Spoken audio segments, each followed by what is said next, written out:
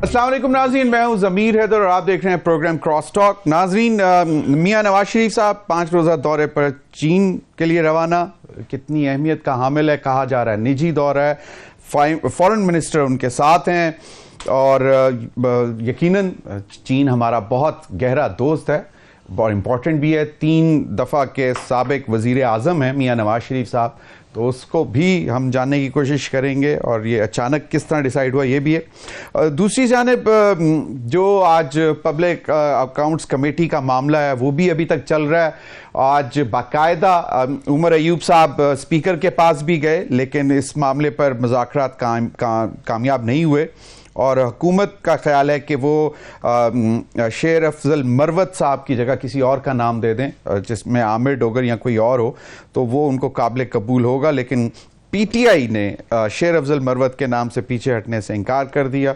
और दूसरी जानिब पीटीआई ने आज ये भी कह दिया है कि जनाब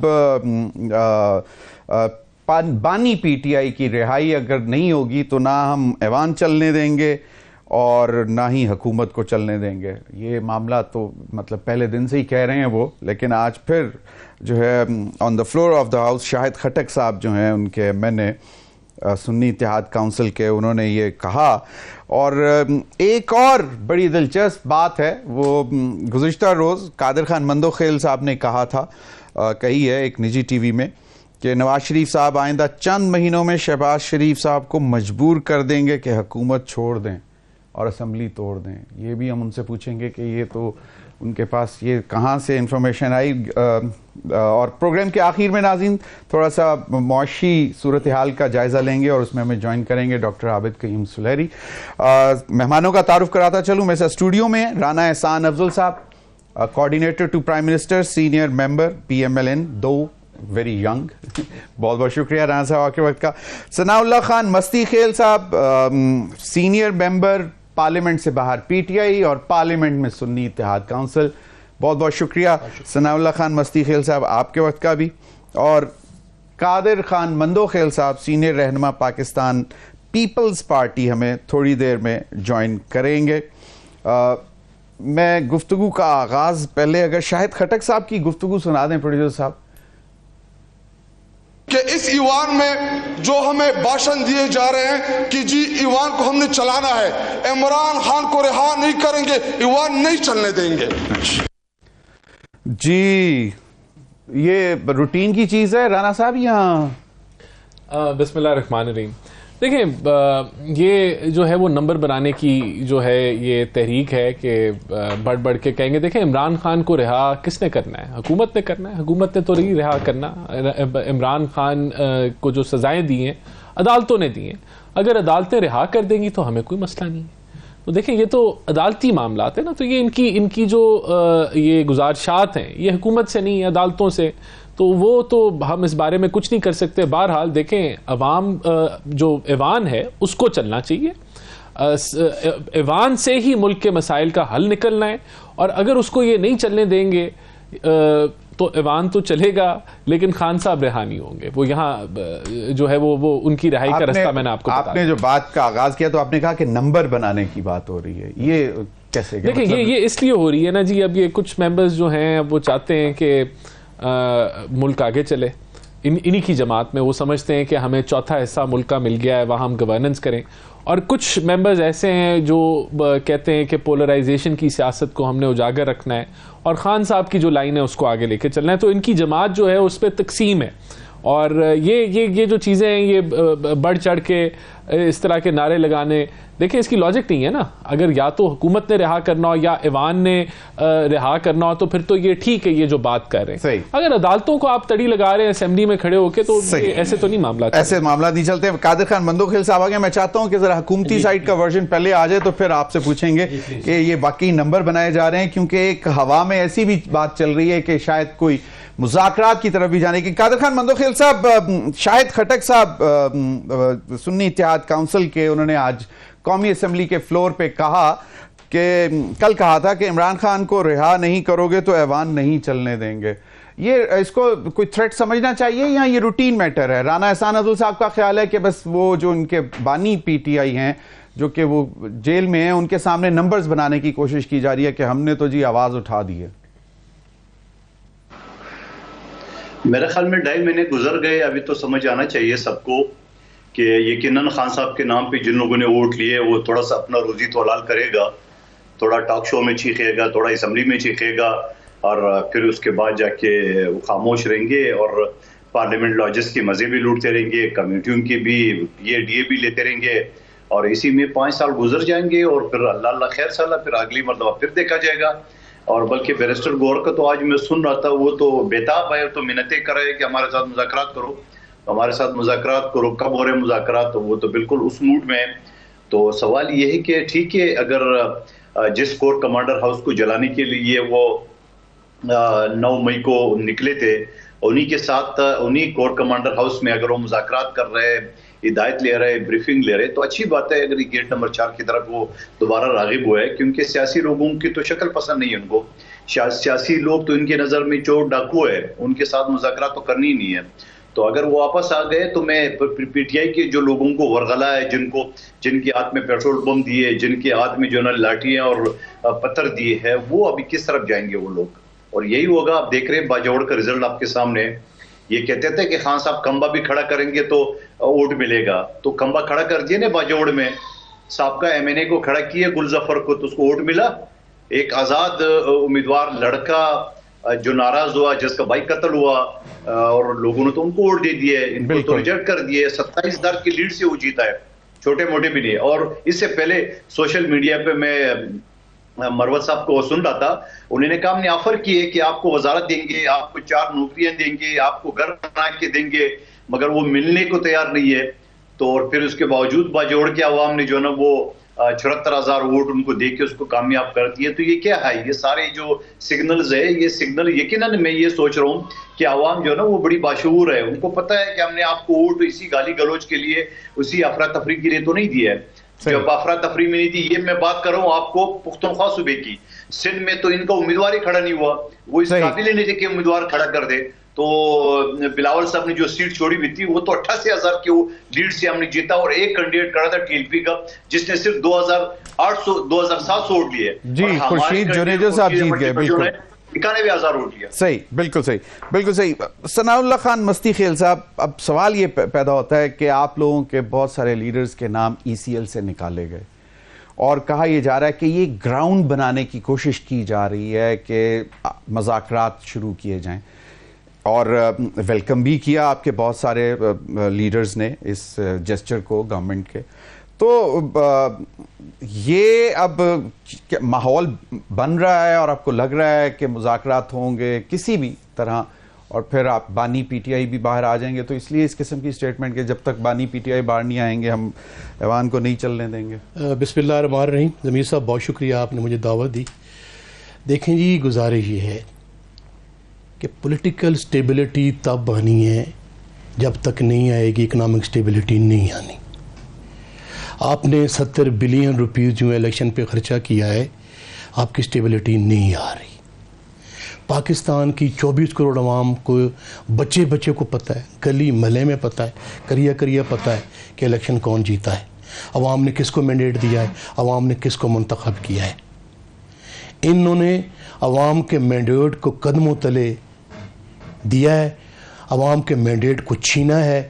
फॉर्म 47 वाले ये लोग हैं, इनके ज़मीर भी इनको मलामत करते हैं, रात को इनको नींदें नहीं आती, इनके चेहरे आप देखें, चेहरे देखने वाले नहीं हैं।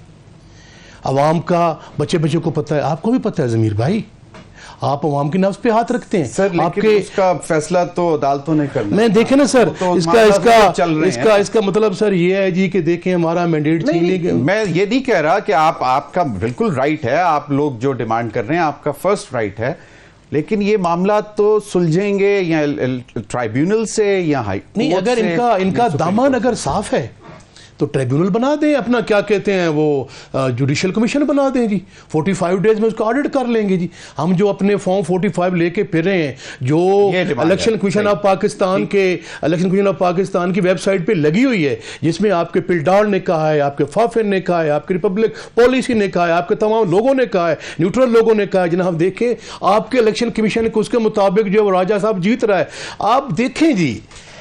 अब अवाम ने मैंडेट किसको दिया है? ये मेरे भाई कह रहे थे, मंदोखैल साहब हमारे साथ रहे हैं, हमारे कुलीग रहे हैं। मंदोखैल भाई साहब, आपकी पार्टी को पता है आपको कितने वोट मिले हैं पंजाब में, पूरे सूबे में? आपको खैबर पख्तूनख्वा में कितने वोट मिले हैं? आपको कितने वोट मिले हैं जी? पूरा 6 करोड़ वोट कास्ट हुआ है। 6 करोड़ वोट में से 3 करोड़ वोट पाकिस्तान तहरीक इंसाफ को मिला है। हमें 180 सीटें जीते हैं। ये जो हुकूमत बैठी है ये फॉर्म 47 की है, रिजेक्टेड है, हम इनको नहीं मानते, इनको वाम तस्लीम नहीं करते। कोई स्टेबिलिटी नहीं है, भूख है, नंग है, लोगों का जो है वो चूल्हे ठंडे हो गए हैं, गरीब जो है वो भूखों मर रहा है। कब आपकी जो पेट्रोलियम की प्राइसेस हैं, आपकी जो बिजली की प्राइसेस हैं, आप तो मैं भी दावा देता हूं जमीर भाई आपकी वसात से, किसी बड़े शहर में निकल पड़ते हैं, आप अवाम से जाके पूछें आपने किसको वोट दिया है, आप किसको चाहते हैं। मेरी गुजारिश करने का मकसद ये है कि देखें, आप ये एक रियासत पाकिस्तान है जिसने आईने पाकिस्तान के तहत चलना है। अगर आप आईने पाकिस्तान के तहत इस रियासत को नहीं चलाएंगे, अवाम के मैंडेट को तस्लीम नहीं करेंगे, हमारे पास हमारे पास ना कोई कलाशन कोप है, ना हम दहशत गर्द हैं, ना राह के एजेंट हैं, ना मुसाद के एजेंट हैं, हमारे वतन पाकिस्तानी है। हमने यहाँ रहना है, हमारे पुरखों की कब्रें यहाँ हैं। हम चाहते हैं, हमारे साथ नाइंसाफी हुई है, ज्यादती हुई है, आपने हमारा मैंडेट चोरी कर लिया है, आप ऑडिटर बनाएं। हम सुप्रीम कोर्ट के चीफ जस्टिस को कहते हैं, वो अपने सीनियर जो हैं वो 3 जजेस की उसमें बना के, उसमें कमीशन बना के 45 डेज में कर देंगे। अगर हमारे पास सबूत ना हुए, अगर हम झूठे हुए, तो ये बात हम कोई गलत बात तो कर नहीं रहे। लेकिन दूसरा जो मेरा सवाल था वो उसका क्विकली जवाब दे दें ताकि देखें जी, बात ये है जी, इमरान खान के खिलाफ झूठे मुकदमात हैं, इमरान खान के खिलाफ मनगढ़ंत, वो अदालतें फैसला करेंगी ना, बिल्कुल सही है। वो अदालतों ने फैसला करना है ना उसका। नहीं, मुझे बता दें, या मैंने और आपने करना है या इस पार्लियामेंट ने करना है, तो बता जमीर भाई ये बताएं सर, जो असेंबली डिसॉल्व की गई थी पंजाब की और खैबर पख्तूनख्वा की, और सुप्रीम कोर्ट का वर्डिक्ट था, इसी सुप्रीम कोर्ट का वर्डिक्ट था, सही माना? ठीक, किस माना? नहीं माना, वो जो इलेक्शन कराने। और आज मैं आपके शो की वसाता से कह रहा हूं, जिन लोगों ने सुप्रीम कोर्ट का ये वर्डिक्ट नहीं माना, मेरा वक्त याद रखना, अगर मैं जिंदा रहा तो इन तमाम लोगों के खिलाफ आर्टिकल 6 लगेगा जिन्होंने ये वर्डिक्ट नहीं माना। ये सुप्रीम कोर्ट ऑफ पाकिस्तान के हुक्म को ना मान के इन्होंने इतनी बड़ी सियासी गलती की है।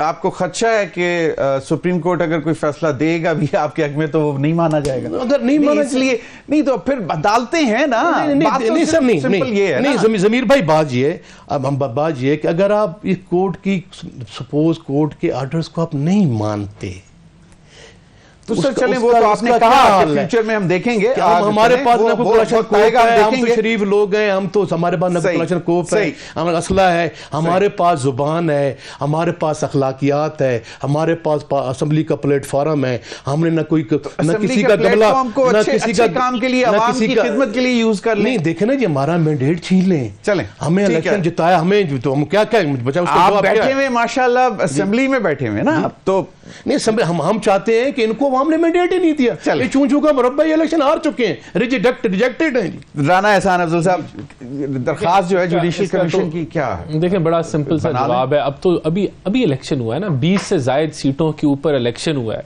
कोई फॉर्म 47 का नारा लगा, कोई फॉर्म 45 का, तो अभी भी हार गए, ये बुरे तरीके से हार गए। अवाम ने नफरत की सियासत को रिजेक्ट कर दिया, और किसकी सियासत पे मोहर लगाई? मरियम नवाज शरीफ की, चीफ मिनिस्टर मरियम नवाज शरीफ की, जो वो जिस तरह की वो मेहनत कर रही हैं और काम कर रही हैं। किसकी सियासत पे मोहर लगाई? प्राइम मिनिस्टर शहबाज शरीफ की रिफॉर्म के एजेंडे पे मोहर लगाई। तो वो फॉर्म 45, 47 यहाँ तो नहीं हमें सुनाई दिया। तो देखें, अब बात वही आ जाती है, कहते हैं जुडिशल कमीशन बनाया, हमने बनाया था जुडिशल कमीशन, ये जो खतों वाली बात थी 6 जजेस के खत के ऊपर, तो आपने इनका हाल देख लिया था, किस तरह इन्होंने प्रोपेगेंडा किया और कहा कि पता नहीं हम क्या करने जा रहे हैं, कौन से वो मिट्टी पाव वाले मेथड में हम जा रहे हैं। और बाद में फिर जो हमने वो जुडिशल कमीशन बनाया वो बिल्कुल न्यूट्रल निकला और उसने जो है वो सुप्रीम कोर्ट को आगे फॉरवर्ड कर दिया। तो हमारी नीयत तो ठीक थी, हमने एक्शन लिया।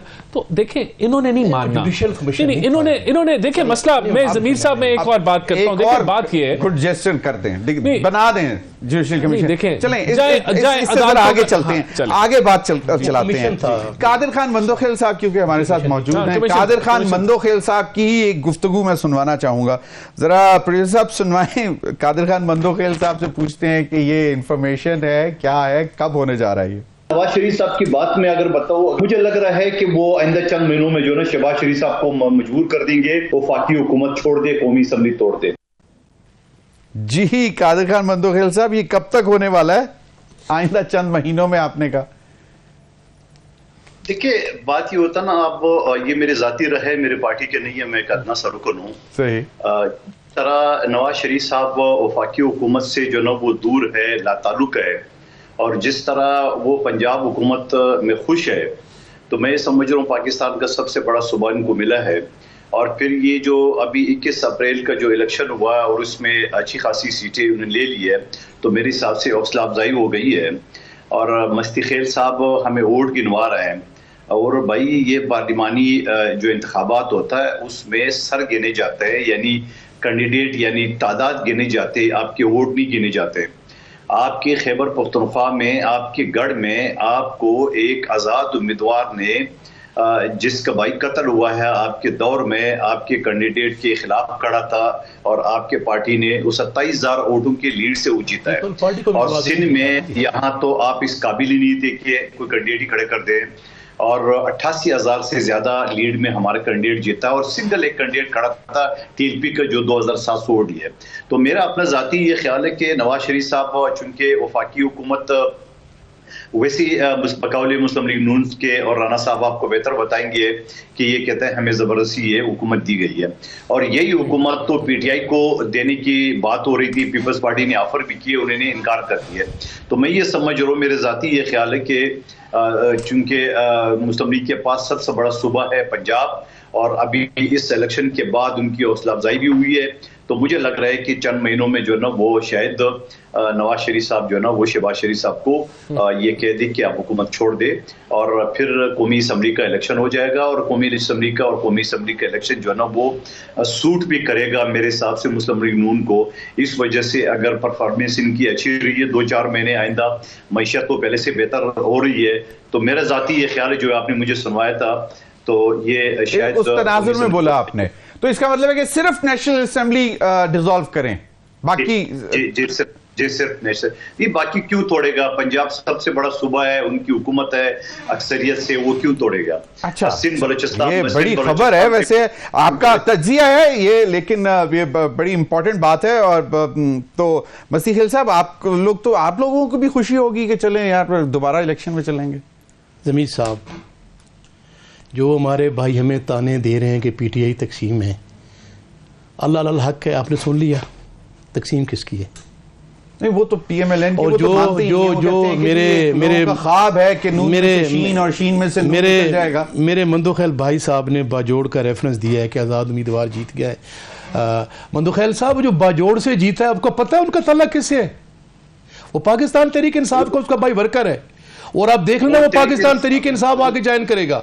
नहीं, वो वैसे आप देख लेंगे वो पाकिस्तान तहरीक इंसाफ को उसका भाई वर्कर था, पाकिस्तान तहरीक इंसाफ के साथ जाएगा। ये आप भी इधर ही हैं, मैं भी इधर हूं ना। वहां पीपल्स पार्टी जीती है ना नून लीग जीता है, पीटीआई का पीटीआई से मुकाबला हुआ है, उनका भाई शहीद हुआ है, उनको टिकट नहीं दी गई, हमने साबिक एमएनए को टिकट दी, वो जीत गया। अल्लाह खैर, तो वो फिर वापस क्यों आएगा पीटीआई में? वैसे कमाल है, कैसे आएगा? कैसे आएंगे? क्यों नहीं आएगा? चलें ब्रेक एक ले लेते हैं, ब्रेक के बाद नजरिया नहीं बढ़ता, ब्रेक के बाद बात कर लेते हैं। ब्रेक के बाद मैं जी आता हूं, आपकी तरफ आता हूं। अभी वक्त हुआ एक ब्रेक का, नाज़रीन हमारे साथ रहिए।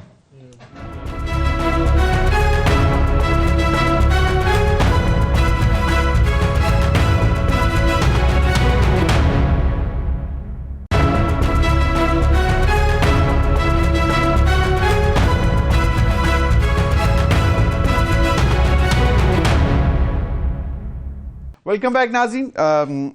बिल्कुल मैं चाहूँगा ज़रा क्विकली राना एहसान अज़ल साहब, ये जो कादिर मंदोखेल साहब का तज्जिया है, उनका ख्याल है, और कुछ इतलात भी हैं कि शायद मियाँ नवाज शरीफ साहब बड़े खामोश हैं, और ये अचानक जो 5 रोज़ा दौरा भी चीन का बनाया, मतलब अचानक, वाज इट प्लान्ड, कुछ था या नहीं था? देखिए वो बड़े खामोश से हैं, डोसाइल से हैं, और फिर पंजाब में वो अपनी बेटी के साथ तंदूरों पे भी जा रहे हैं। देखिए सबसे पहली बात तो ये कि कादर मंदोखेल साहब ने बिल्कुल दुरुस्त कहा है कि अगर मियाँ नवाज शरीफ शहबाज शरीफ को कहें कि हुकूमत छोड़ दो, तो शहबाज शरीफ एक सेकंड नहीं लगाएंगे और हुकूमत छोड़ देंगे।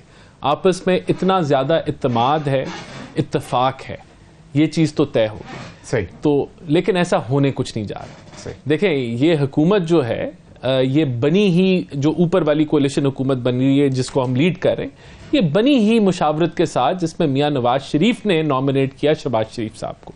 तो एक चीज़ ये भी तय हो गई। तो हम तो आगे बढ़ रहे हैं अपने रिफॉर्म एजेंडा के साथ और सब चीज़ों के साथ। जहाँ तक बात है कि वो नाराज़ हैं या वो कोई खामोश है, बिल्कुल ऐसा नहीं है। वो मुकम्मल, देखें वो MNA हैं और वो पार्टी के कायद हैं, और अभी बिल्कुल पार्टी की सदारत की बातें हो रही हैं कि वो वाला जो एरिया है उसको कर सकते हैं। जहां तक उनके चाइना जाने की बात है, देखें एक तो दार साहब आज चंद घंटे पहले तो यहाँ मीटिंग में थे मौजूद, तो मुझे नहीं पता वो चाइना गए या नहीं गए, मेरा तो यही ख्याल है वो पाकिस्तान में गए, पाकिस्तान में ही है। लेकिन देखें मियाँ साहब आज़ाद शहरी हैं और वो अपने प्राइवेट दौरे में कहीं भी जा सकते हैं। तो इसमें तो उनको ना किसी को बताने की जरूरत है, ना पूछने की जरूरत है, ना कोई एक्सप्लेनेशन देने की जरूरत है। वो जा भी सकते हैं, चंद दिन बाद वापस भी आ जाएंगे। तो इससे ज्यादा देखें ऑफिशियल टूर नहीं है। ऑफिशियल टूर होता तो डेफिनेटली फॉरेन ऑफिस को इसके ऊपर स्टेटमेंट देता। बजट से पहले आ रही है आपके साथ, हुकूमत में बैठ रही है? देखिए पीपल्स पार्टी के साथ तो हम एवरी डे इन टच हैं, और अभी भी लगा रहे हैं कि बस करें, अब आ जाएं। अभी कल भी देखें हमारी तो हमेशा से दावत है, आज भी है, कल भी है, इनका फैसला है। बहरहाल हम तो कल जा रहे हैं कराची, और पीपल्स पार्टी की क़यादत से मुलाकातें भी हैं, सिंध हुकूमत से भी मुलाकातें हैं, प्राइम मिनिस्टर का पहला दौरा है कराची का, तो इनसे तफसील में बात होगी। बाकी ये कि हमारा तो बड़ा अच्छा चल रहा है। कादिर खान मंदोखेल साहब, जो आपके फंड्स नहीं रिलीज किए थे 16 महीने की हुकूमत में, वो कल जरा पूछ लीजिएगा अगर मियाँ शहबाज शरीफ साहब आ रहे हैं। जी मस्ती शहबाज शरीफ साहब का अपना सुबह है, और मेरा और इनका हल्का तो एक ही है। सही। वो फंड की बात तो दूसरी बात थी। जो आपने पीपल्स पार्टी की बात की, यकीनन पीपल्स पार्टी हुकूमत का हिस्सा नहीं है, मगर इनके सपोर्टर जरूर है। सही। और पीपल्स पार्टी तो साथ देगी, उनका बिल्कुल साथ देगी, मगर सवाल ये कि अगर अपने वालों ने अपनों ने अगर हाथ खींच लिए तो फिर पीपल्स पार्टी क्या करेगी? पीपल्स पार्टी क्या करेगी? बिल्कुल सही है। तो फिर पीपल्स पार्टी के लिए शायद हो सकता है बड़ा मैदान भी बन जाए। अगर ये हवा में भी बात आ गई कि कुछ होने जा रहा है, तो हो सकता है पीपल्स पार्टी फिर चलाए हुकूमत को, किसी के साथ बैठ के। PTI वाले बैठे। जनाब आप कुछ कमेंट करना चाह रहे थे? जी देखें, बात मेरी, मैं जो बात कर रहा हूँ, ये मेरी बात समझने की कोशिश करें। ये एटम बम के दाने पे बैठे हैं, इनको अवाम ने वोट नहीं डाला। जब भी नए इलेक्शन होंगे, मैं समझता हूँ कि इन इलेक्शन को इलेक्शन कहना लव सिलेक्शन की तौहीन है, इनको सिलेक्शन कहना लव सिलेक्शन की तौहीन है। ये ऑक्शन्ड हुई है हुकूमतें, इनको कोई नहीं मान रहा, इनकी कोई लेजिटिमेसी नहीं है, इनकी कोई अवामी मकबूलियत नहीं है, इनमें कोई अवामी मकबूलियत नहीं है, ये मोरे हैं, इनका कोई अवामी वजूद नहीं है। एक सवाल ले लें। अब सवाल ये है कि आपको मालूम है अवाम परेशान है, लोग बहुत परेशान है। आप लोग अब एहतजाजी सियासत की तरफ जा रहे हैं कि जी आपने जल्द से जुलूस भी करने। मैं मानता हूं कि आपका दावा होगा कि जी बिल्कुल पुरअमन सब कुछ होगा, लेकिन क्राउड की अपनी माइंड होता है, आप उसको नॉर्मली लीडर भी कंट्रोल नहीं कर पाते हैं। क्या इस हालात में, जबकि आम आदमी के लिए महंगाई का जिन जो है वो एक जानलेवा साबित हो रहा है, बेरोजगारी, गुर्बत, ये ठीक है आपके पास फोरम्स हैं, आपके पास पार्लियामेंट है, आप वहां पे लड़ें आवाम के लिए। ज़मीर साहब, आप बड़े लर्नेंड एंकर हैं, आपसे ये मैंने सवाल सुना है ना सर, थोड़ा सा मेरे ज़मीन से पाँव मेरी ज़मीन से निकल गए ज़मीन, इसलिए कि जब आप डेमोक्रेटिक कंट्री हैं तो वहाँ आपका राइट है संभल करने का, मैं तो तकरीर करने का, एहतजाज करने का, पुरअमन एहतजाज। या तो हमारे किसी जलसे से, किसी इज्तिमा से किसी का नुकसान हो, तो फिर तो आप कह सकते हैं कि लॉ एंड ऑर्डर की सिचुएशन ख़राब हो रही है, अब बखर जैसे ज़िला में 9 मई के जो इलेक्शन, 8 फरवरी के इलेक्शन में जो फस्तायत, जुल्म, जबर, नाइंसाफ़ी हुई है, जो उन्होंने अपने मुंह पे कालक मली है। और आज मेरी बात ये नोट फरमा लें, ये जब तक पाकिस्तान मार्द वजूद में रहा, मेरी ये दुआ है कि पाकिस्तान रहेगा ताकि हमें क़यामत, मेरी दुआ है, मेरे बच्चे कुर्बान इस मुल्क के लिए, तो ये इनके मुँह से कालक नहीं उतरेगी। ये इनको अवाम ने मैंडेट नहीं दिया। मैं बावसूख ज़राए से कह रहा हूँ, और अल्लाह के दिन वक्त आएगा कि ये प्राइम मिनिस्टर शहबाज शरीफ इलेक्शन लूज़ कर चुके हैं, मरियम साहिबा लूज़ कर गई हैं, नवाज शरीफ लूज़ कर गए हैं। इनको सिर्फ 17 सीटें मिली नेशनल असम्बली में, 25 सीटें इनको मिली हैं पंजाब में। जो मेरे भाई कादिर मंदो खैल साहब कह रहे थे कि इनको मैंडेट मिला है पंजाब में, ये तमाम तर धौंस, दादली, बर्बरियत, फस्तायत, बदमाशी के बावजूद 118 सीट्स मिली हैं हमें, 132 सीट मिली है PMLN को।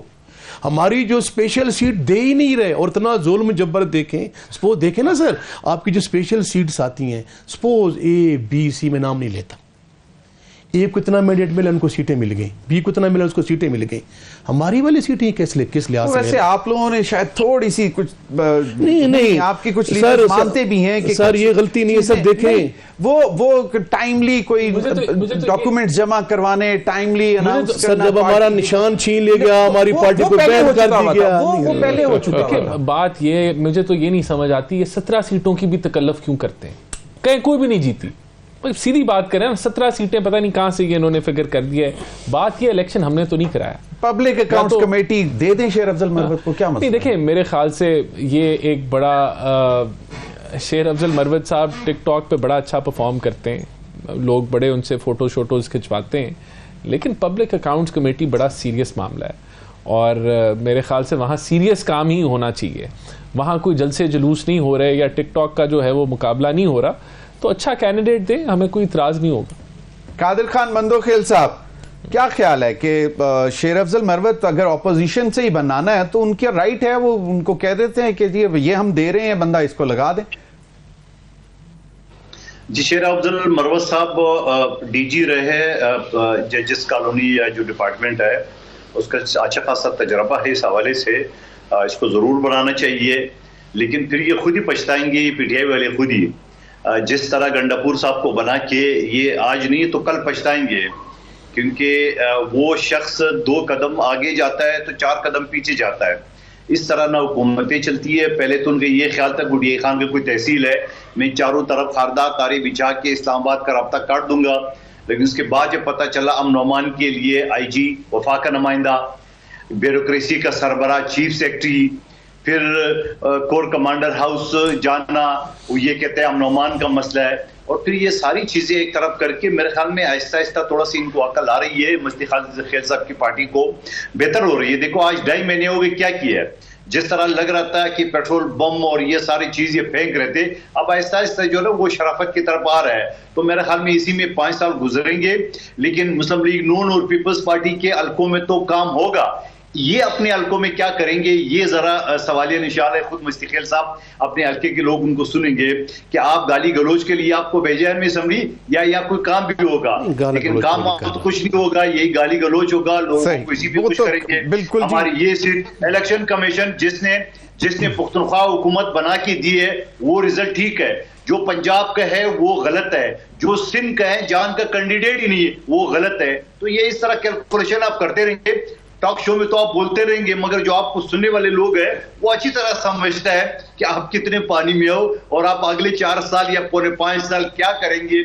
इसी तरह गाली गलौज करते रहेंगे, इसी तरह आप धमकियां देते रहेंगे, इसी तरह अवाम की बात करेंगे। आप बता दें 10 साल आपकी पुख्तनख्वा हुकूमत थी, क्या स्मगलिंग आपने रोका, क्या चोरी की गाड़ी आपने रोकी, क्या असले की जो ना वहां जो कारखाने नाजायज बने वो आपने रोके, क्या हेरोइन की फैक्ट्री आपने रोके, क्या पोस्ट कास्ट आपने रोका। खुद आपका शेर अफजल मरवत कहते हैं हमारा वजीर आला करप्ट था। 5 साल जो खटक साहब ने किए वजीर आला, उसके बाद आपने डिफेंस मिनिस्टर बना दिए।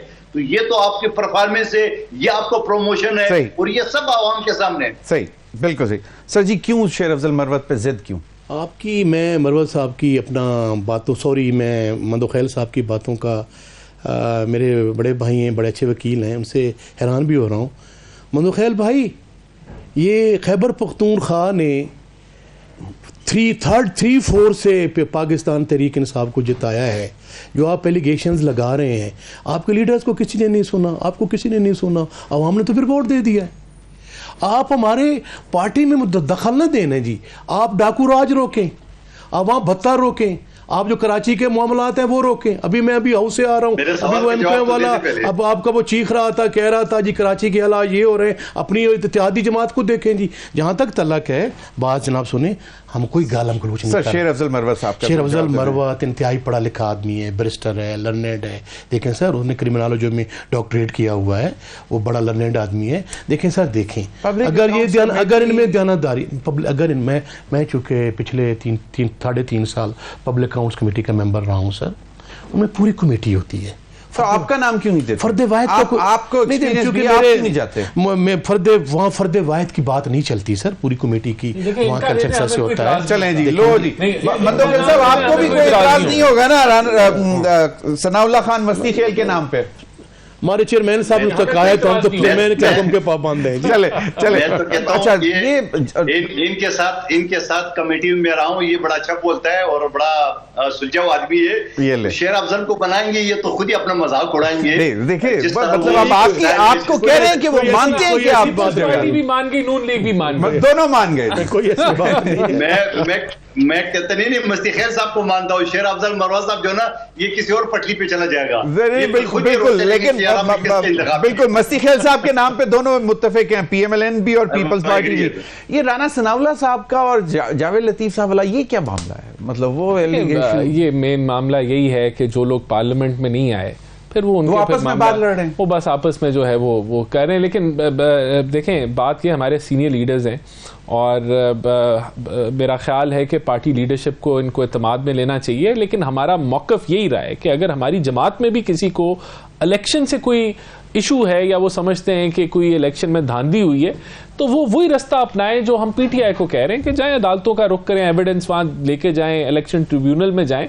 तो हमारा उनको भी यही जवाब है, उनका भी यही जवाब है, वही जवाब है, कोरा जवाब है। चलिए, ये तो बहुत अच्छी बात है। जब तक ये मैं कह रहा हूं कि नहीं बनाएंगे जुडिशल कमीशन, सिस्टम में ठहराव नहीं आएगा।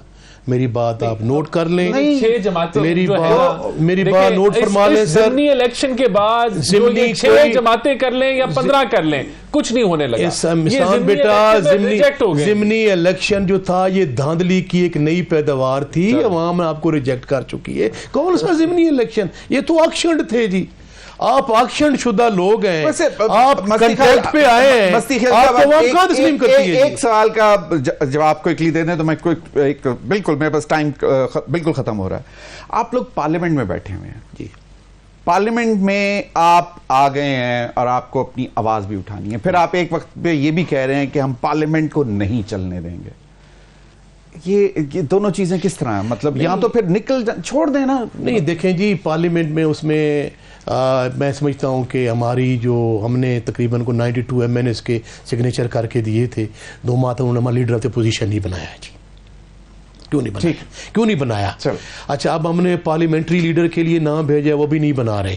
फिर खान ने नाम भेजा है, अब जब कहते हैं आप डेमोक्रेटिक हैं तो आपने पब्लिक अकाउंट्स कमेटी का चेयरमैन अपोजिशन को देना है, तो हमने नाम भिजवाया, आप उस पर भी ऑब्जेक्शन बाय रूल और बाय रूल्स ऑफ बिजनेस नहीं है। जब तक ये आप अवाम का मैंडेट को जांचने का, ऑडिट करने का बेस्ट फार्मूला ये है। मेरी बात ज़मीर भाई सुन लें सर जी, जुडिशल कमीशन बना लें, नहीं बनाएंगे और मस्ती खेल साहब को आप चेयरमैन पब्लिक अकाउंट्स कमेटी बनाने के लिए तैयार हैं तो इनकी दरखास्त भी सुन लें कि चलें जी जुडिशल कमीशन बना दें। 45-47 का रौला भी खत्म हो। आप तीनों हज़रात का बहुत बहुत शुक्रिया।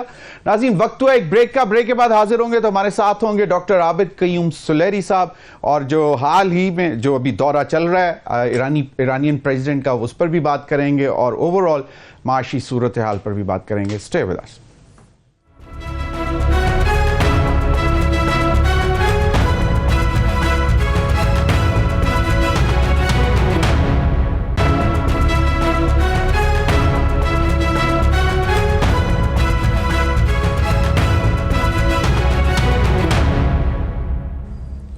वेलकम बैक नाज़रीन हमें ज्वाइन किया है डॉक्टर आबिद कयूम सुलेरी साहब, इकोनॉमिस्ट हैं।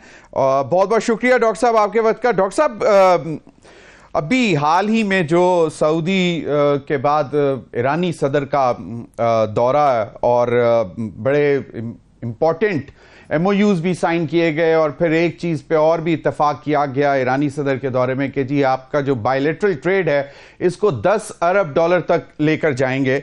और ये जो अभी जो विजिट्स हुए हैं, आपको लगता है कि this would pave the way for the rest of the world, कि वो भी देख रहा है कि अब Pakistan is becoming a investment destination या ट्रेड पार्टनर?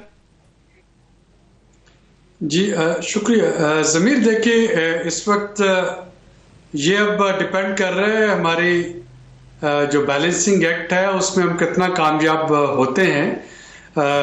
एक जो अच्छी बात हुई वो ये है कि सऊदी अरब और ईरान का डिटेंटिव हो जाने की वजह से पिछले साल वो जो पाकिस्तान को बड़ा केयरफुल रहना पड़ता था कि वो किस तरीके से एक तवाज़न बरकरार रखे अपनी दोस्ती में सऊदी अरब और ईरान के साथ, वो वाला तो पाकिस्तान का जो है फ्रंट काफ़ी हद तक कवर है। लेकिन हमने ये देखा कि इस वक्त जो ईरान के साथ ट्रेड के जो मामलात होंगे और वो ज़ाहिर है एनर्जी ट्रेड ज़्यादा होगी। गैस पाइपलाइन पे अमेरिका जो है वो ऑलरेडी बार बार मुतनब्बे कर रहा है कि वो उस पर सैंक्शंस लगा देगा। अगर हम उस पर काम शुरू नहीं करते तो ईरान पोटेंशियली उस पर $18 बिलियन की पेनल्टी के लिए हमें इंटरनेशनल कोर्ट ऑफ आर्बिट्रेशन में लेके जा सकता है। मुझे जो लगता है कि इस ईरानियन प्रेसिडेंट दौरे का जो एक मटीरियल बेनिफिट पाकिस्तान को हो सकता है वो शायद ये है कि ईरान पाकिस्तान को थोड़ा सा यहाँ पे रिलैक्सेशन दे रहा हो या वेवर थोड़ी सी मजीद उसमें नो कास्ट एक्सटेंशन दे रहा हो इस पाइपलाइन पे काम करने के लिए, जब तक के थोड़े से जियोपॉलिटिकल हालात जो हैं वो बेहतर नहीं होते ईरान की फेवर में। अदर देन डैट ये जो ट्रेड के जो $10 बिलियन के MOUs हैं, इसमें बार्टर ट्रेड का एक पिछले साल MOU साइन हुआ है पाकिस्तान का ईरान के साथ। वो देखना होगा कि उसके अंदर रहते हुए कितनी कोशिश की जा सकती है उसका मैक्सिमम बेनिफिट लेने की। एक और चीज़ जो कि एक टेंजिबल इस विजिट से आउटपुट निकलता है वो स्मगलिंग का खात्मा है कि जो इस वक्त फ्यूल स्मगल होकर पाकिस्तान में आ रहा था जो कि यकीनन पाकिस्तान के रेवेन्यू के लिए एक लॉस है, उसको कैसे कंटेन किया जा सकता है। और बार्टर ट्रेड के लिए ये जो इकोनॉमिक जोन है, जो स्पेशल जोन बॉर्डर एरियाज में बनाए जा रहे होंगे पाकिस्तान और ईरान के दरमियान, उनसे किस हद तक फ़ायदा उठाया जा सकता है। तो ये एक पॉजिटिव डेवलपमेंट तो है इस रीजन में, लेकिन एज ए सेट कि इस वक्त पाकिस्तान को हर कदम फूंक फूंक के रखना है। उसको चाइना के साथ भी अपनी दोस्ती उतनी ही अजीज है जितनी उसको अमेरिका के साथ है, उसको सऊदीया के साथ भी अपने रिलेशनशिप उतने ही अजीज हैं जितने UAE के साथ हैं और जितने ईरान के साथ है। और इन सब के दरमियान एक नॉन अलाइंड पार्टनर के तौर पे रहना वो जाहिर है कि इस वक्त पाकिस्तान की प्रायोरिटी है। एक चीज़ जिस पे कि उम्मत मुसलमान का एक बड़ा खुल के यूनिफाइड स्टैंड आ रहा है वो गज़ा के इशू पे है। कल भी प्राइम मिनिस्टर ने और प्रेसिडेंट ने ईरानियन प्रेसिडेंट के साथ उन्होंने फ़लस्तीनी बहन भाइयों के साथ हर मुमकिन यकजहती का इजहार किया, मुकम्मल यकजहती का इजहार किया। और इन सारे महाजों पे पाकिस्तान को एक चौमुखी लड़ाई लड़नी है और उसके साथ साथ जाहिर है कि उसको अमेरिका की आशीर्वाद चाहिए IMF के प्रोग्राम को कामयाब करवाने के लिए और अगली IMF की डील जो है वो हासिल करने के लिए। सही, बिल्कुल सही। बिल्कुल डॉक्टर साहब, एक चीज़ और कि अभी प्राइम मिनिस्टर मियां शहबाज शरीफ साहब का दौरा मुतवक्किल है सऊदी अरब और कहा जा रहा है कि शायद इतवार को जाएंगे और इसके फॉलोअप में शायद सऊदी वली अहद मोहम्मद बिन सलमान जो हैं वो भी पाकिस्तान का दौरा करेंगे। जो चीज़ें सऊदी अरब के साथ चल रही हैं वो मटेरियलाइज आपको कितनी तेज़ी से होती नज़र आ रही हैं? देखिए, ईरान के केस में तो जैसा कि मैंने कहा कि वो तो चूंकि सैंक्शंस का एक इशू है और जो इसराइल का हमले के बाद और ईरान के जवाब के बाद और फिर दोबारा से इसराइल के हमले के बाद वेस्टर्न सैंक्शन जो हैं, आपने देखा कि वो कुछ नई वेस्टर्न सैंक्शन जो हैं वो भी रोल आउट हो रही हैं ईरान के खिलाफ। तो वहाँ पे मसला पाकिस्तान के और ईरान की आपस की गुडविल का नहीं है, वहाँ पे मसला ये होगा कि क्या पाकिस्तान उन सैंक्शंस की मौजूदगी में ईरान के साथ बिजनेस कर पाएगा या नहीं कर पाएगा। सऊदी अरब के मामले में चूंकि इस तरह की कोई कदगन नहीं है, कोई ऐसा इशू नहीं है और अगर SIFC की जो गारंटी होगी सऊदी इन्वेस्टर्स को कि वो वन विंडो ऑपरेशन के तहत वहाँ पे फैसिलिटेट किया जा रहा होगा इन्वेस्टर को, तो उसको मैं मैच्योर होते हुए ज़्यादा देख रहा हूँ बनिस्बत पाकिस्तान और ईरान के, जो कि जो थर्ड जो फैक्टर है थर्ड पार्टी, उसकी वजह से उसमें डिले आएगा, नॉट बिकॉज के ईरान की नीयत में या खुदा खास्ता पाकिस्तान की नीयत में कोई फतूर है एक दूसरे के खिलाफ। सही। अच्छा डॉक्टर साहब, आज फाइनेंस मिनिस्टर साहब ने बड़ी खुलकर बातें की on the floor of the national assembly, और उन्होंने कहा कि एक बात पे उन्होंने कहा कि हम दुरुस्त सिमत में जा रहे हैं। फिर उन्होंने कहा कि टैक्सेस लोगों को देने पड़ेंगे, इसके अलावा कोई चारा नहीं है। टैक्स टू GDP रेशो अगर 9% पर है तो ये बहुत कम है, ऐसे नहीं चल सकते। वो कहते हैं कि देने पड़ेंगे यकीनन, लेकिन ये हम बहुत ज़मानों से सुनते आ रहे हैं कि जनाब tax to GDP ratio minimum 12 to 14% होगी इस साल, तो फिर हम कुछ सरवाइव कर सकेंगे, लेकिन अभी तक हम वो गोल्डन नंबर रियलाइज नहीं कर सके। इस पर आप क्या देखते हैं? मतलब ठीक है टैक्सेस लोगों को देने पड़ेंगे, वसूल कैसे? देखिए ज़मीर, ये शायद हम में से बहुत से लोगों के लिए पेनफुल होंगे इस्लाहात के जो रिजल्ट्स होंगे, लेकिन ये जो लॉन्ग ओवरड्यू रिफॉर्म्स थी ये अगले IMF के प्रोग्राम से पहले हो जाएंगी। आपने थोड़ा सा टाइमिंग को अगर आप देखें तो स्टैंड बाय एग्रीमेंट जो है वो खत्म हो चुका, अगला एग्रीमेंट जो है वो जुलाई से शुरू होगा अगले माली साल से, और जिसका मतलब ये है कि मई जून के 2 महीने पाकिस्तान को दिए जा रहे हैं बहुत से प्रायर एक्शंस करने के लिए, जिसमें PIA की प्राइवेटाइजेशन समेत ये जो रिफॉर्म है इनको फाइनेंस बिल का हिस्सा बनाना होगा, और इसको 2/3 मेजॉरिटी है क्योंकि इस वक्त हुकूमत के पास, इसको फाइनेंस बिल को पास करवाना होगा ताकि बहुत से जो पेंडिंग इश्यूज थे वो लेजिस्लेशन बन सकें और वो बजट में अप्रूव होके आ सकें।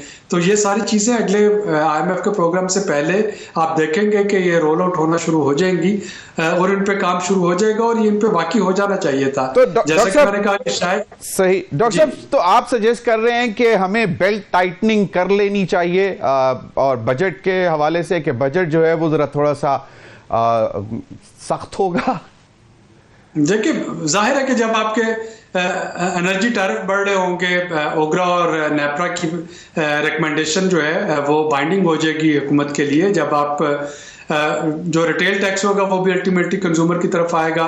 टैक्स बेस बढ़ा के जिन लोगों पे हाथ डालने की कोशिश की जा रही है, अल्लाह करे कि वो कामयाब हो जाए, लेकिन अगर वो नहीं होती तो जो टैक्स रेवेन्यू का हदफ होगा वो तो फिर इनडायरेक्ट टैक्सेस से पूरा होगा, या वो अगर वो कुछ टैक्सेस लगते भी हैं नए तो वो उनका इम्पैक्ट जो है वो हम पे ही आएगा, और अगर हमसे मुराद अवाम, और अगर टारगेटेड सब्सिडीज जो है वो रोल आउट किए बगैर नॉन टारगेटेड सब्सिडी सारी खत्म हो जाती हैं, तो जाहिर है कि उससे लोअर और लोअर मिडिल इनकम अर्नर्स जो हैं वो मुतासर हो रहे होंगे। लेकिन ये सारी जो तकलीफें हैं, मेरा ख्याल है कि जो एक बड़ा गेन पाकिस्तान को मिल रहा होगा कि अल्टीमेटली हमारी इकॉनमी जो है वो डॉक्यूमेंट हो जाए और उस पर ये मुआशरत जो है इस्लाहात की जानब चल पड़े, तो मेरा ख्याल है कि ये कोई बड़ी कुर्बानी नहीं है। हम सबको मिनासिब कौम ये कुर्बानी देने के लिए तैयार रहना चाहिए, बशर्त ये है कि रिफॉर्म जो है वो वाकई उन पे काम शुरू हो जाए, जो कि मुझे इस दफा होता हुआ लग रहा है कि उसके बगैर IMF का अगला प्रोग्राम नहीं मिलेगा। बिल्कुल। और फिर आज फाइनेंस मिनिस्टर साहब ने यह भी कहा कि IMF प्रोग्राम से स्टेबिलिटी आती है, इस्तेहकाम आता है, लेकिन ग्रोथ नहीं आती। तो उसके लिए उन्होंने कहा कि हमें अपनी, मतलब वो बेसिकली मैसेज तो यही है कि हमें खुद बहुत से काम ऐसे करने पड़ेंगे जिससे ग्रोथ आए। स्टेबिलिटी ऑफ कोर्स मतलब वो ना सिर्फ पाकिस्तान के लिए बल्कि इंटरनेशनल जो दूसरे इदारे हैं जो पाकिस्तान को फंड्स भी देते हैं, फिर प्राइवेट इन्वेस्टर का कॉन्फिडेंस भी उसी पे बढ़ता है। तो ये उसी तरफ इशारा है कि भाई ये मतलब स्टेबिलिटी तो ठीक है, लेकिन ग्रोथ के लिए हमें थोड़े से सख्तियां, जो आप जिस तरफ आपने इशारा किया। देखिए ज़मीर, ये तो एक पुरानी विजडम है ना। पुराने ज़माने में जब बादबानी कश्तियाँ थीं और वो तलातम खेज मौजें आती थी, तूफान आते थे, तो वो सेल नहीं करते थे बल्कि लंगर अंदाज हो जाते थे वहीं पे, ताकि तूफान में उठ ना जाएं। और हमें नहीं भूलना चाहिए कि जून जुलाई में हम डिफ़ॉल्ट के धाने से वापस आए हैं। अगर उस वक्त IMF का स्टैंड बाय प्रोग्राम आपको ना मिलता तो अभी तक आप दिवालिया मुल्क करार पा चुके होते। तो जाहिर है कि उस तलातम खेज मौजों से अभी हम पूरी तरह नहीं निकले हैं। अगला प्रोग्राम जो है वो भी उतना ही इंपॉर्टेंट है जितना पिछला प्रोग्राम था, और उसी तरीके से उस पर इम्प्लीमेंट करना होगा। जैसे कि केयर टेकर सेटअप में जो शमशाद अख्तर साहबा के ज़ेर क़यादत मिनिस्ट्री ऑफ फाइनेंस इस पे अमल कर रही थी, तो अब होपफुली औरंगजेब साहब भी उसी सिमत लेके चल रहे होंगे। और एक दफ़ा स्टेबिलिटी आ जाए तो फिर जो आपका पहले जो क्वेश्चन थे कि ईरान से आने वाली इन्वेस्टमेंट और सऊदीया से और बाकी, तो फिर कम से कम आप इकोनॉमिकली इतने सॉवरन हो जाएंगे कि आप अपने डिसीजन जो हैं वो बिला खौफ कर सकें।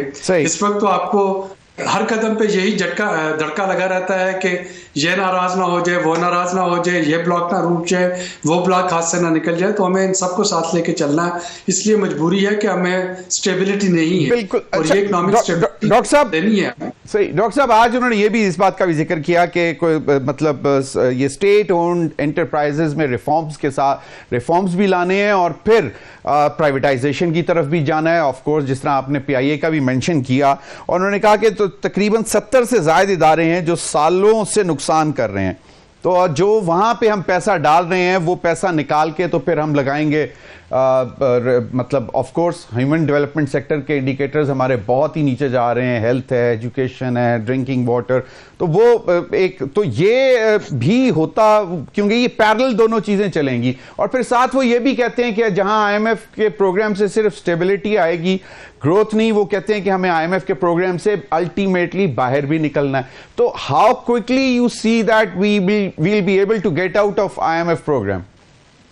देखिए, अगले 3 साल तो हमें आईएमएफ प्रोग्राम में रहना ही रहना है। ओके। तो ये तो हर साल आपको अपने तमाम इंपोर्ट एक्सपोर्ट रेमिटेंसेस हर चीज की अर्निंग के बाद भी 25-25 बिलियन डॉलर जो है वो हर साल चाहिए। रोल ओवर्स भी उसमें इंक्लूडेड हैं, उसमें आपके पिछले जो कर्जे चुकाने हैं वो भी इंक्लूडेड है।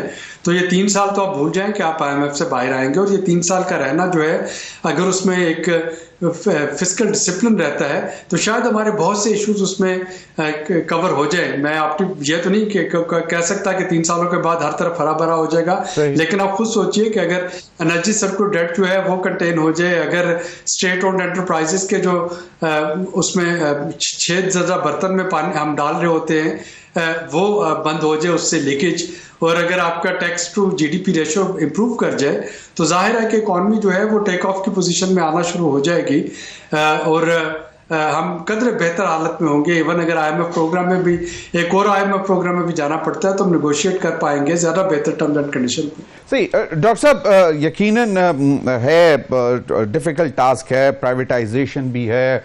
एक आज और भी बात उन्होंने की कि हमें स्ट्रक्चरल रिफॉर्म्स करने हैं। अब रिफॉर्म्स का वर्ड मतलब कोई 32 ऑड ईयर्स ऑफ जर्नलिज्म में मैं सुनता ही आ रहा हूँ, स्ट्रक्चरल रिफॉर्म्स। अभी कैसे होगा? देखिए, स्ट्रक्चरल रिफॉर्म में यही है ना कि आपको अपनी इकोनॉमी डॉक्यूमेंट करनी है, आपको डिजिटलाइजेशन की तरफ जाना है, आपको जो ह्यूमन फैक्टर है जिसकी वजह से प्रोडक्टिविटी अगर कम होती है या जिसकी वजह से जो एक इनएफिशिएंसी या करप्शन आती है उसको जो है वो ख़त्म करना है, जो ईज़ ऑफ डूइंग बिजनेस है उसको बेहतर करना है, कास्ट ऑफ डूइंग बिजनेस को कम करना है। तो ये सारी वो चीज़ें हैं जिसके लिए कि कहीं पे पॉलिसीज चेंज करना होंगी, कहीं पर रूल्स ऑफ बिजनेस चेंज करना होंगे, कहीं पे प्रोसीजर्स चेंज करना होंगे। और मौजूदा हुकूमत जो है वो इसलिए उसको ये सारा कुछ जो करना चाहिए कि उसके पास एक 2/3 मेजॉरिटी है। अगर लेजिस्लेशन चेंज करनी है तो पिछली हुकूमतों की तरह या इवन पीडीएम की हुकूमत की तरह वो ये नहीं कह सकती कि हमारे पास इस वक्त एक हाउस में मेजॉरिटी नहीं, हम लॉज चेंज नहीं कर सकते। तो इस वक्त डायग्नोसिस जो सारे हुए पड़े हैं और वो कोई रॉकेट साइंस नहीं है। पिछले 20-25 सालों में पाकिस्तान इज ओवर डायग्नोज कि यहाँ पे प्रॉब्लम क्या क्या है। इसी तरह से पाकिस्तान इज ओवर प्रिस्क्राइब कि इसका हल क्या है। सिंपल इसको अब इम्प्लीमेंट करना है और ये मौजूदा हुकूमत को अब करना चाहिए और उसको करना पड़ रहा होगा, क्योंकि उसके पास 2/3 मेजॉरिटी भी है हाउस में, उसके पास एक पाथवे भी उसका क्लियर है, वो कंफ्यूज नहीं है कि आईएमएफ के पास जाना या नहीं जाना है। और उसको एक एसआईएफसी की शक्ल में एक प्लेटफॉर्म भी मौजूद है यहाँ पे कि सिविलियन और अस्करी क़यादत जो है वो मिलके आने वाली जो मुआशी महाज पे आने वाले हर्डल्स हैं उसको वो दूर कर रहे होते हैं। तो ये एक ऑप्टिमम कॉम्बिनेशन है और मेरा ख्याल है कि इस कॉम्बिनेशन का इस वक्त पाकिस्तान को फायदा उठाना चाहिए और अगर अब रिफॉर्म नहीं आती तो शायद फिर कभी भी नहीं आएंगी। बिल्कुल सही, क्योंकि जिस तरह आपने भी कहा कि स्ट्रक्चरल रिफॉर्म्स हम सुनते भी आ रहे हैं और इस दफ़ा करने भी हैं और SIFC जो है वो उसकी अम्ब्रेला बहुत हेल्पफुल साबित होगी। बहुत बहुत शुक्रिया डॉक्टर आबिद सुलैही साहब आपके वक्त का। नाज़रीन अब तक के लिए इतना ही, इजाज़त दीजिए, अल्लाह हाफ़िज़।